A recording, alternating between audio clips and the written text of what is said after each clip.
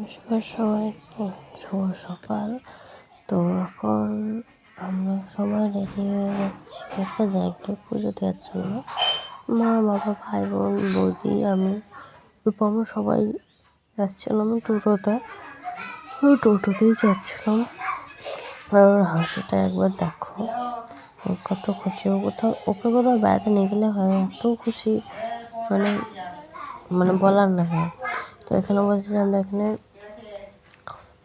যে জায়গাটা যাবো সেই জায়গাটার নাম বলছিল যে এখানে যাচ্ছে, এখানে দেখার চলে এসেছি। এই হচ্ছে সেই মন্দির, ওই নিচে আছে সেই ঠাকুর, আর এখানে হনুমান মন্দির। এই জায়গায় সব জায়গাকার ঠাকুরের নাম লেখা রয়েছে। এখানে মামা দাঁড়িয়ে রয়েছে, ভাই, সবাই বসে আছে। পুজো হবে গেছে, তাই আমাকে প্রথম পুজো আমরা গেছিলাম কনফার্ম পুজো দেওয়ার জন্য। তো এটাই ফার্স্ট পুজো কনফার্ম। মানে দেখো ওই যে ডিউটি যখন ডিউটি চলছে তাই ফোন ধরেছিল আমার সাথে। আর এটা হচ্ছে দুর্গা, এটা কি মন্দির আমি জানি না, একসাথেই ছিল। কি বলে না, মা রলি দেয় জল দিয়ে, সেটাই সে মন্দিরের গেট। দুদিন আগে শিবরাত্রি হয়েছিল, সেই জন্য গেটটাকে সারানো হবে। যে চপ খাবো আমি ছিল। আমি তো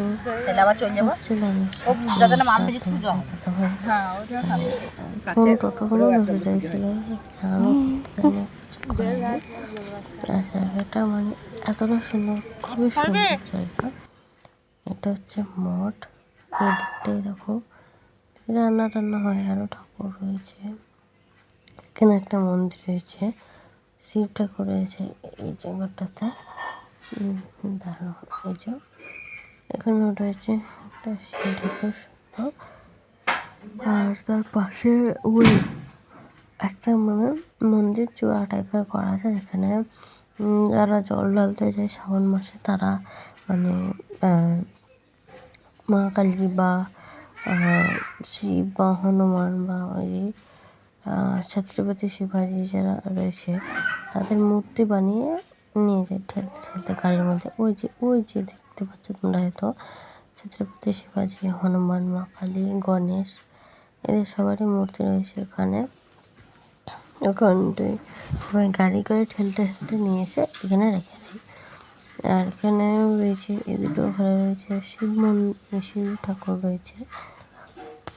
আর বেশ নতুন, জীবনে আমি কখনো জানি, ফার্স্ট টাইম গেলাম, বেশ ভালোই লাগলো কি। এখানে রয়েছে একটা শিলামূর্তি, এর নাম জানি না আমি। এখানেও রয়েছে ওই ঠাকুরটা, যেটার নাম জানি না। এখানে ঠাকুর সেটা ভেবে যেহেতু আমি পুজো দেওয়ার টাইম হয়ে এসছে, তাই সমস্ত কিছু তুলে অন্য জায়গায় নিয়ে যাচ্ছে পুজো দেওয়ার জন্য। এখানে পার্বতী মায়ের মন্দির। আমরা বাড়ি চলে এসেছি, এই মাত্র হলো 10-15 মিনিট হবে হয়তো বাড়ি আসলাম। বাড়ি এসে ফ্রেশ হলাম, কাপড় সব পাল্টালাম, সমস্ত কিছু খুলে টুলে এখন শান্তি। আর এখন আমি ঠাকুমা হয়েছিল ট্যাঙের জুস রেখে দিয়েছে, এটা কিসের কেউ বলতে পারবে অবশ্যই কমেন্টে জানিও। আর যদি না পড়ে আমি বলে দিচ্ছি, এটা খাসির ট্যাঙের জুস, যেটা দাদু আমার জন্য পাঠিয়েছিল। আর এটা ঠাকুমা হন করে রেখে দিয়েছে আমার জন্যে। তো কেমন আমার লাগছিলো সবাই জানাবে। আর ওই মন্দিরে আমার প্রথমবার যাওয়া, তো আমি চাই যে তোমরা সবাই ভিডিওটা দেখো, আশা করি ভালো লাগবে তোমাদেরও। গ্রাম্য অঞ্চল, একটা গ্রাম্য পরিবেশ। তো চলো এখন টাটা, অন্য কোনো ভিডিওতে তোমাদের সাথে আবারও দেখা হবে। আর তাড়াতাড়ি দেখা হবে অন্য কোনো ভিডিওতে। টাটা।